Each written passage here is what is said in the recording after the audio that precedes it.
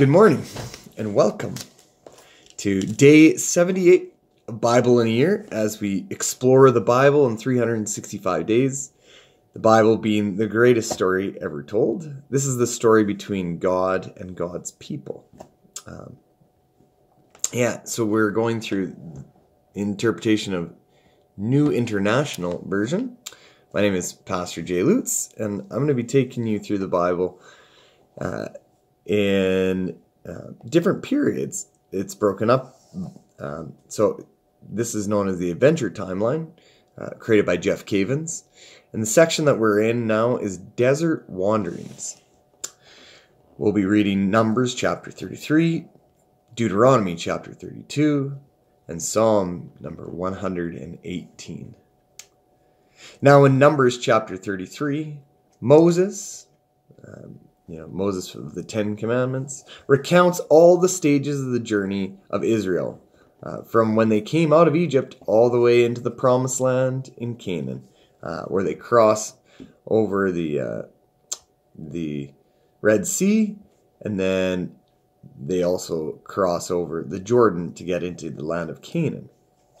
Deuteronomy chapter 32, yesterday I talked about how Moses wanted them to recite and wanted to teach the Israelites a song that would be a witness for God against the Israelites.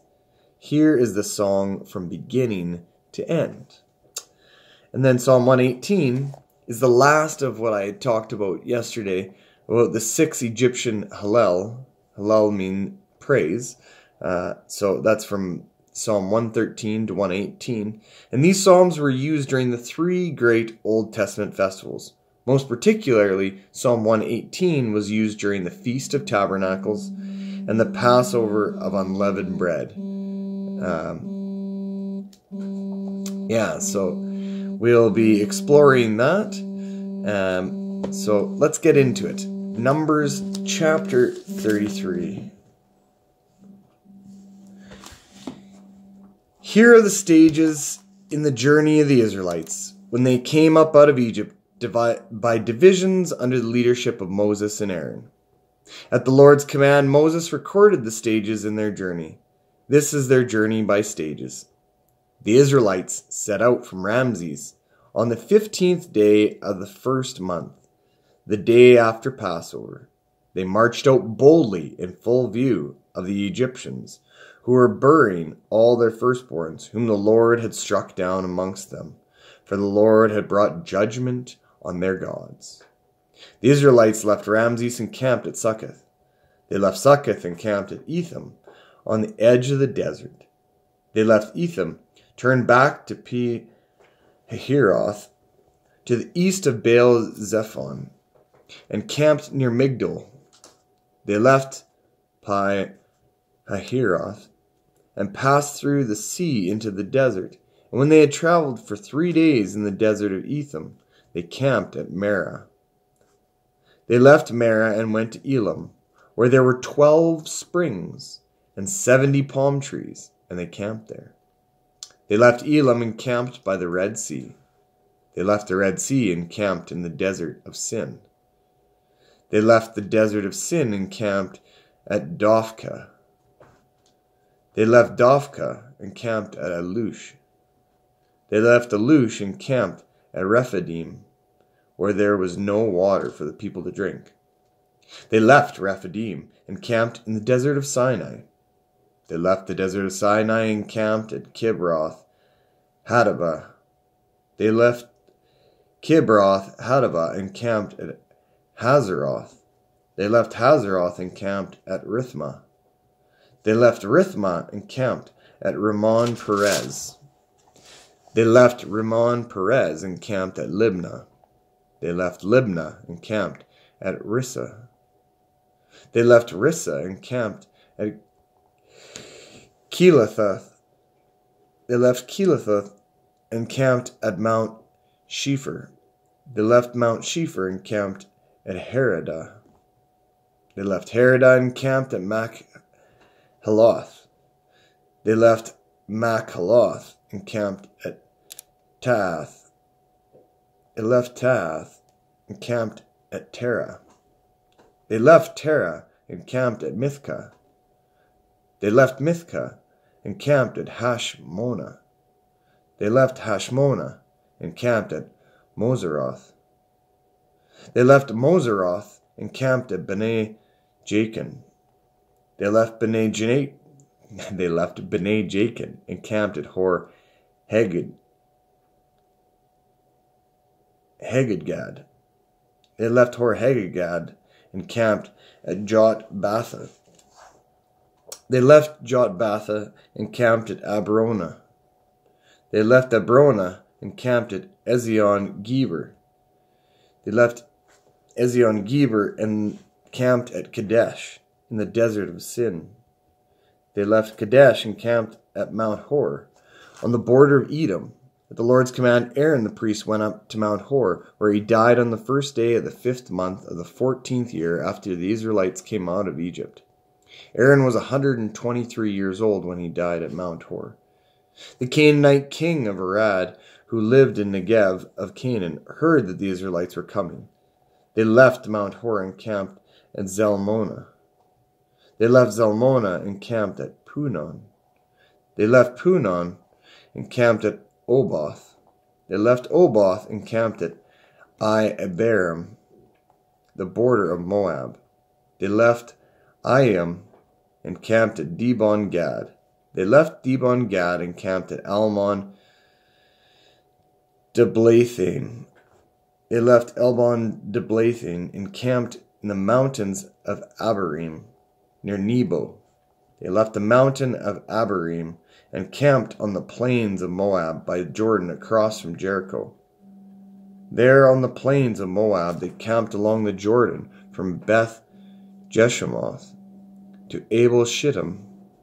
On the plains of Moab by the Jordan across from Jericho, the Lord said to Moses, "Speak to the Israelites and say to them, when you cross the Jordan into Canaan, drive out all the inhabitants of the land before you. Destroy all their carved images and their cast idols, and demolish all their high places.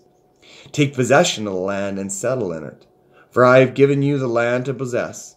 Distribute the land by lot, according to your clans. To a larger group give a larger inheritance, and to a smaller group a smaller one. Whatever falls to them by lot will be theirs. Distribute it according to your ancestral tribes. But if you do not drive out the inhabitants of the land, those you allow to remain will become barbs in your eyes and thorns in your side. They will give you trouble in the land where you will live. And then I will do to you what I plan to do to them." Here ends our first reading. Our second reading comes from Deuteronomy chapter 32. "Listen, O heavens, and I will speak. Hear, O earth, the words of my mouth. Let my teaching fall like rain, and my words descend like dew, like showers on new grass, like abundant rain on tender plants. I will proclaim the name of the Lord. O praise the greatness of our God. He is the rock, his works are perfect, and all his ways are just. A faithful God who does no wrong, upright and just is he. They have acted corruptly towards them. To their shame they are no longer his children, but a warped and crooked generation. In this the way you repay the Lord, O foolish? Is this the way you repay the Lord, O foolish and unwise people? Is he not your father, your creator, who made you and formed you? Remember the days of old. Consider the generations long past. Ask your father, and he will tell you, your elders, and they will explain to you. When the Most High gave the nations their inheritance, when he divided all mankind, he set up boundaries for the peoples, according to the numbers of the sons of Israel. For the Lord's portion is his people, Jacob his allotted inheritance. In a desert land he found him. In a barren and howling waste he shielded him and cared for him. He guarded him as the apple of his eye, like an eagle that stirs up its nest and hovers over its young, that spreads its wings to catch them and carries them on its pinions. The Lord alone led them. No foreign god was with him. He made him ride on the heights of the land and fed him with the fruits of the field. He nourished him with honey from the rock and oil from the flinty crag, with curds and milk from the herd and flock, and with fattened lambs and goats, with choice rams of Bashan, and the finest kernels of wheat. You drank the foaming blood of the grape. Jeshurun grew fat and kicked. Filled with food, he became heavy and sleek. He abandoned the God who made him and rejected the rock, his Savior. They made him jealous with their foreign gods and angered him with their detestable idols. They sacrificed demons which are not God, gods they had not known, gods that recently appeared, gods your father did not fear. You deserted the rock who fathered you. You forgot the God who gave you birth. The Lord saw this and rejected them, because he was angered by his sons and daughters. I will hide my face from them, he said, and see what their end will be. For they are a perverse generation, children who are unfaithful. They made me jealous by what is no God, and angered me with their worthless idols. I will make them envious by those who are not people. I will make them angry by a nation that has no understanding. For a fire has been kindled by my wrath, one that burns to the realm of death below. It will devour the earth and its harvests, and set aside the foundations of the mountains. I will heap calamities upon them, and spend my arrows against them. I will send wasting famine against them, consuming pestilence and deadly plague. I will send against them the fangs of wild beasts, the venom of vipers that glide in the dust. In the street the sword will make them childless. In the homes terror will reign. Young men and young women will perish, infant and gray-haired men. I see I would scatter them and blot out their memory from mankind. But I dreaded the taunt of the enemy, lest the adversary misunderstand and say, our hand has triumphed. The Lord has not done all this. They are a nation without sense. There is no discernment in them. If only they were wise and would understand this and discern what their end will be. How could one man chase 1,000, or two put 10,000 to flight, unless their rock had sold them, unless the Lord had given them up? For their rock is not like our rock. As even our enemies concede, their vine comes from the vine of Sodom, and from the fields of Gomorrah. Their grapes are filled with poison, and their clusters with bitterness. Their wine is the venom of serpents, the deadly poison of cobras. Have I not kept this in reserve, and sealed it in my vaults?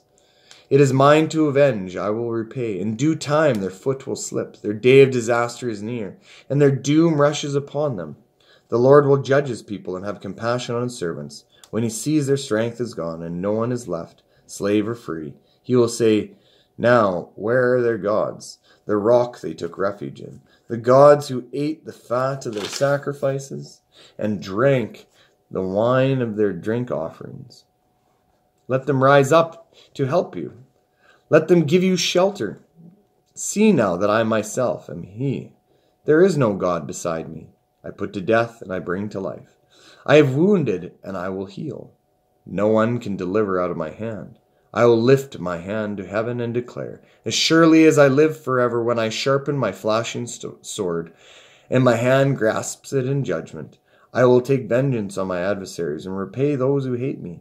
I will make my arrow drunk with blood, while my sword devours flesh. The blood of the slain and the captives, the heads of the enemy leaders. Rejoice, O nations, with his people. For he will avenge the blood of his servants.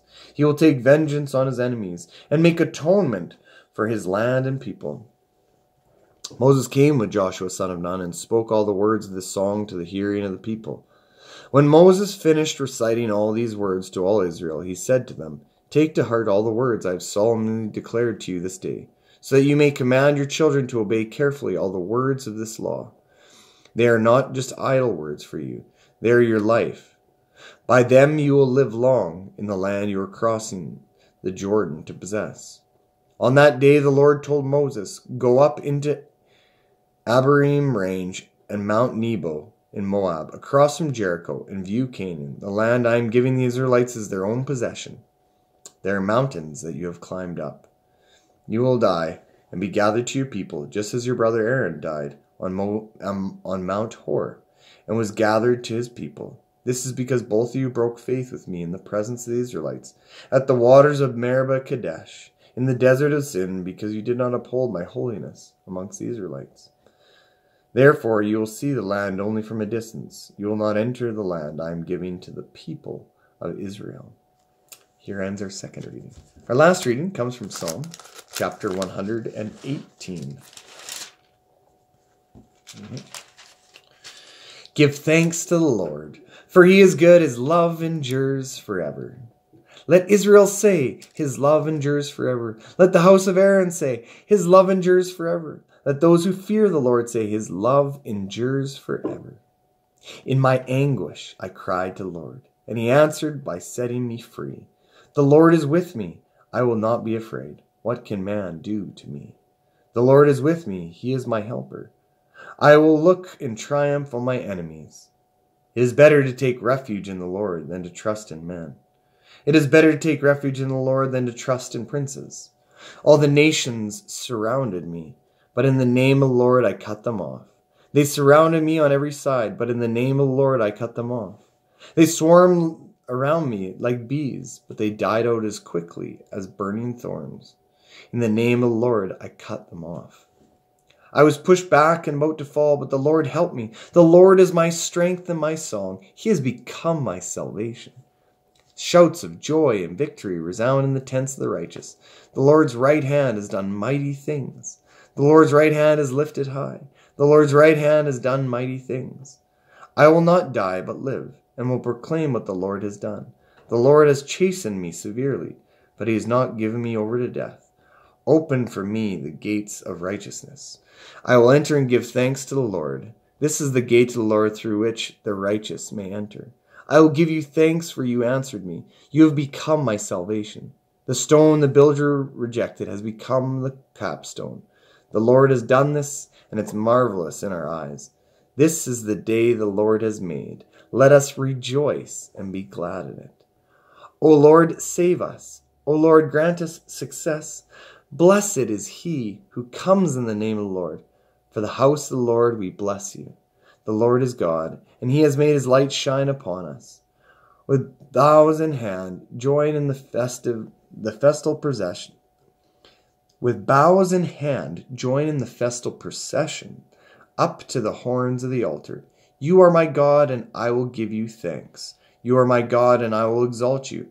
Give thanks to the Lord, for he is good. His love endures forever. It ends our Psalm 118. There's a lot of repetitiveness in this psalm. It's like I said, it was used in the Feast of Tabernacles and the Feast of Passover, which is the day before the Feast of Unleavened Bread. This is what we continue to, as Christians, celebrate as Easter, and the Feast of Tabernacles being equivalent to Thanksgiving. Anyways, but this is a beautiful psalm. It continues to repeat this repetitive line, his love endures forever. God is our joy. He's our victory. He's a resounding sound. He's our right hand that lifts us high, the right hand that has done mighty things. And then it gives a little bit of a preamble to what later will be talked about Jesus. This is the psalm that is when it says, the stone the builders have rejected has become the capstone. So this is talking about the future coming salvation brought by Jesus Christ, and how he is the stone that the builders have rejected, the capstone, the one by which all things will be built on and stand by and holds everything together. Thanks be to Jesus for his victory. And then we hear about the Song of Moses that we hear. It's a very long song. Chapter 32 is a very long chapter, and it all talks about the song that Moses is given to sing to the people so that they may be reminded of that they should not veer away from God and become disobedient, because they will be under harsh judgment and vengeance if they follow in the gods of the people that are surrounding them. And then we hear at the end, Moses dies on Mount Nebo, just as Aaron had died on Mount Hor. And he is, it says 120 or no, maybe not here it says, but he was 120 years old. It's a blessing that Moses has to the people. And lastly, we hear about the stages of Israel goes through. It tells about all the places. And where's the one thing that it stops and it talks about? Well, it stops and it gives a little bit of a commentary about how Aaron was 123 years old when he died at Mount Hor. And then it goes on to talk about all the places that they'd stopped at. And then it gives a little speech at the end. Speak to the Israelites and tell them when they cross the Jordan to Canaan, they're to drive out all the inheritance that are before them, because it says if they don't wipe out all the people, they'll eventually get sucked into worshiping their gods, and they will be a thorn in their side for the rest of their reign. So I think this is an important lesson, that when we surround ourselves with people, that we make sure that those people that are surrounding us are people who are building us up in the Lord, and that aren't stumbling blocks or thorns in our side, that we might diligently serve the Lord always. As it says in our psalm, rejoice in our Lord, give thanks to the Lord, for he is good, for his love endures forever. May your love endure forever as you follow this Bible in a year, that